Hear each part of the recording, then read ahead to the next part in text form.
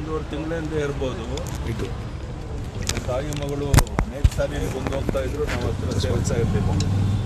ನಾನು ಒಂದ್ಸರಿ ಬರಬೇಕಾದ್ರೆ ಅವ್ರು ಕಣ್ಣೀರು ಆಗ್ತಾಯಿದ್ರು ಅಂತ ಹೇಳ್ಬಿಟ್ಟು ಒಳಗಡೆ ಕರ್ಕೊಂಡು ಕೂಡಿಸ್ಕೊಂಡು ಕೇಳಿದೆ, ಏನು ಸಮಸ್ಯೆ ಅಂತ. ತಾಯಿ ಮಗಳನ್ನಿಬ್ಬರು ನಮ್ಗೆ ತುಂಬ ಅನ್ಯಾಯ ಇದೆ, ಮತ್ತೊಂದು ಮಗದೋದು ಅಂತ ಹೇಳಿದ್ರು.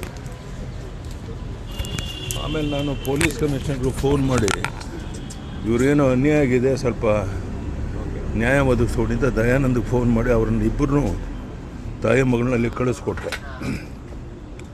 ಅದಾದಮೇಲೆ ನನ್ನ ಮೇಲೆ ಏನೇನೋ ಮಾತಾಡೋಕ್ಕೆ ಶುರು ಮಾಡಿದ್ರು. ಅಲ್ಲೇ ನಾನು ಹೇಳಿದೆ, ಇದು ಯಾಕೋ ಆರೋಗ್ಯ ಮನುಷ್ಯನ ಸರಿ ಇದ್ದಂಗೆ ಕಾಣಲ್ಲ, ಹೆಚ್ಚು ಮಾತಾಡೋ ಉಪಯೋಗ ಇಲ್ಲ ಅಂತ ಹೇಳಿಬಿಟ್ಟು ನಾನು ಅವರನ್ನು ಪೊಲೀಸ್ ಕಮಿಷನರ್ ಕಳಿಸ್ಕೊಟ್ಟೆ. ಪೊಲೀಸ್ ಕಮಿಷನರ್ ಎಲ್ಲ ವಿಚಾರನ ತಿಳ್ಕೊಳ್ಳೋಂಥ ಪ್ರಯತ್ನ ಮಾಡಿದ್ದಾರೆ. ಇದನ್ನು ಬೇರೆ ರೀತಿ ಮಾಡಿ ಈಗ FIR ಏನೋ ಆಗಿದೆ ಅಂತ ಹೇಳಿದ್ರು. ಅದನ್ನು ಕಾನೂನಂತ ಏನು ಬೇಕು ಎದುರಿಸೋಣ, ಅದು ಮಾಡೋಣ. ಆದರೆ ಯಾವ ರೀತಿ ಒಬ್ಬರಿಗೆ ಉಪಕಾರ ಮಾಡೋಕ್ಕೆ ಹೋದ್ರೆ ಈ ಥರ ಆಗುತ್ತೆ ಅಂತ ಸ್ವಲ್ಪ ಕಷ್ಟ ಇದೆ ಅಂತೇಳಿ ಸ್ವಲ್ಪ ದುಡ್ಡನ್ನು ಕೊಟ್ಟು ಕಳಿಸ್ತೆ ನಾನು.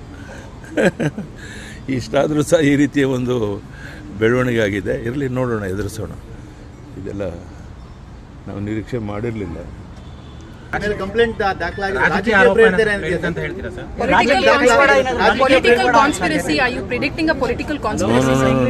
ನಾನು ಆ ಥರ ಏನು ಹೇಳೋಕ್ಕೆ ಇಚ್ಛೆ ಪಡೋದಿಲ್ಲ. ಪೊಲಿಟಿಕಲ್ ಕಾನ್ಫರೆನ್ಸ್ ಅದು ಇದು ಅಂತ ಯಾರೋ ಹೆಣ್ಮಗಳು ಕಂಪ್ಲೇಂಟ್ ಕೊಟ್ಟಿದ್ದಾರೆ, ಅದನ್ನು ಯಾವ ರೀತಿ ಎದುರಿಸ್ಬೇಕು ಎದುರಿಸೋಣ ಅಷ್ಟೇ.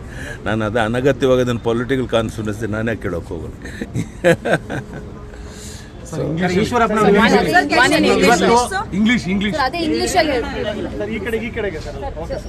ನಾನೇನು ಹೇಳಿದ್ದೇನೆ ಅದನ್ನು ಇಂಗ್ಲೀಷಲ್ಲಿ ಟ್ರಾನ್ಸ್ಲೇಟ್ ಮಾಡ್ಕೊಳ್ಳಿ. ನಾನು ಅಗತ್ಯ ಇಲ್ಲ. Elections are nearing. Do you allege that this is deliberately being done against you by your rivals? I told you everything, I don't want to comment more. Sir, ದೊಡ್ಡ ಕಾನ್ಸ್ಪಿರಸಿ, ಅದನ್ನು ಯಾವ ರೀತಿ ಎದುರಿಸಬೇಕು ಎದುರಿಸೋಣ.